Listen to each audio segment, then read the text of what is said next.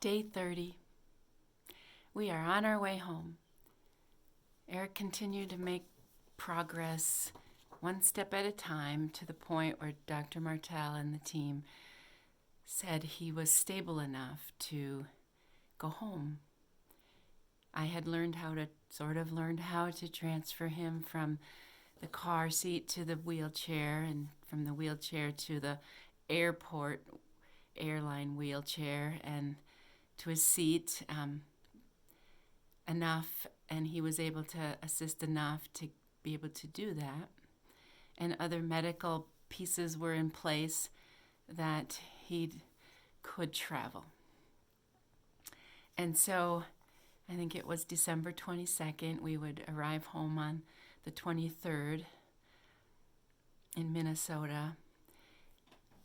The decision was made, whether it was right or not, was to not fly out of Hilo because Hilo would require us to stop in Honolulu and grab another airplane, so another landing and all that.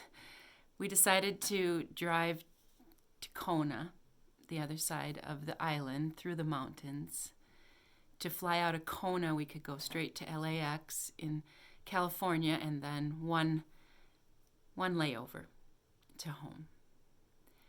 But the drive, by the time Eric was set to go and by the time we could get a flight really set, it was going to be leaving in the evening. And so it would be an overnight flight. And Eric was set, and sweet, wonderful people of Hawaii, his PT assistant, Robert, who did most of his physical therapy with him, said, I'll drive you to Kona. I'd like to go to Costco anyway. And with that grand gesture, we didn't have to figure out how to transport Eric to Kona. And we got the flight, and Robert did all the transferring up until the flight. So that was another sweet gift to me. And Sandy and Randy Raskowiak upgraded our tickets to first class using their frequent flyer miles.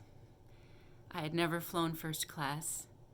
It was like the railroad, though, the good and the not good, the sweetness of having first class service and napkins and real silverware and attention. But also sitting next to me was a boy who couldn't hold his head up and who was just bracing himself for the long flight, tired already, with a catheter and all the medication and all the exhaustion. And we flew low. We flew where we could see the Rocky Mountains. And the pilot said, we're doing this because of turbulence, but look out your window to see. And it was amazing. And Eric couldn't even look out the window. And we landed in LAX, and it was 5 a.m., and we would need to get off the plane and back on again about 6 a.m. So we didn't have much time, but he felt like he needed to go to the bathroom. And that was considered a good sign that his bowels and his bladder were waking up from a coma, that they were beginning to be innervated again, and that his nerves were coming back. But the timing of it was difficult because he felt like he needed to go to the bathroom, but he couldn't go. And I took him to the women's restroom because I didn't really know, and it was extremely busy. Another flight had come in, and there was a lot of staring and awkward, and I just took him to the handicap stall, and he tried, and he couldn't go.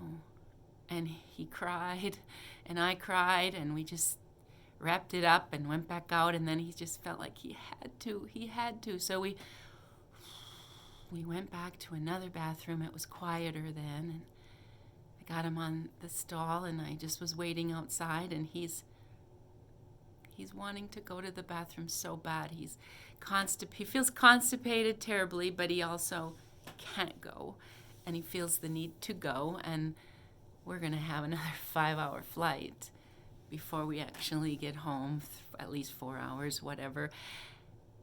Oh, goodness. And I was crying on the outside of the stall, and he's crying inside. And a woman showed up, and she was in uniform, so she looked like she worked for the airport, not an airline. And she had such confidence. And she said, "You'll make your flight. Don't worry, you'll make your flight." And I thought, I was extremely doubtful at that point because we only had probably a half an hour before we had to load again, and Eric would be the first to go on with his wheelchair. And I was thinking we missed that, and it would be very frustrating for other passengers to be waiting for someone that needed this extra care and time. And so I just was beside myself, and she was confident, and she looked at me and she saw that I was wearing a cross, and she said, "Oh, you know the Lord." And she said to Eric, "You're going to be running in 2012. And she said, "And you won't miss your flight." And I had doubts, and yet she didn't. And she was bold, and she was kind, and I don't know her name, and I don't know where she showed up, and I didn't seek her out. She found me. She found us. And Eric, it couldn't go, and he just like resigned himself to be miserable for the whole flight home. And we weren't quite sure if we would have to go to the ER when we landed, or if he could get an enema or what. But we were back thinking we're not even going to get back in time to make this flight. A lot of time had lapsed. Too much time. And we got out to the gate, and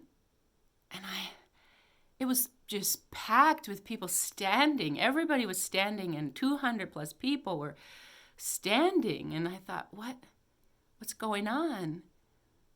Did a flight come in and we're really late? And I asked, and they said, "Oh no, there was a security breach. Somebody left a piece of luggage on the plane, and they had to have TSA come and sweep the plane, and we're running late." And everybody was frustrated and angry and standing and waiting and wanting to just get going. And all I could do was be grateful for the delay that allowed us not to miss that flight. And I don't know what happened to my airport angel, but she had told us we wouldn't miss the flight. And she said something really bold for someone who didn't know us or our situation with Eric in a wheelchair, that she would tell us he would be running in 2012. And you'll find out if she was right. But I just, God provided. And my message, I guess, to myself is when I'm frustrated behind somebody in the traffic, or waiting for someone to show up and they're running late and they're inconveniencing me, that perhaps it's an answer to someone's prayer. Everybody was upset that the plane was late, and it was an answer for us. And Jesus says he goes ahead to find the one. He leaves the 99 and gets the one. And he takes his rod and staff, and he'll hook that sheep that's on the cliff or in the briars, and he will pull that sheep back in the fold. And he will leave the 99 to go after the one. And I can tell you, he will do that for you. And there's nothing sweeter when you're the one.